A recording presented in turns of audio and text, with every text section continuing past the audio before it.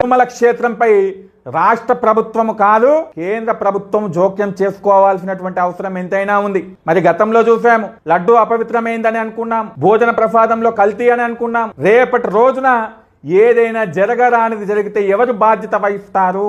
తక్షణమే కేంద్ర ప్రభుత్వము తమ యొక్క బలగాలను తిరుమల క్షేత్రం యొక్క రక్షణకై వినియోగించాల్సి ఉంటుంది.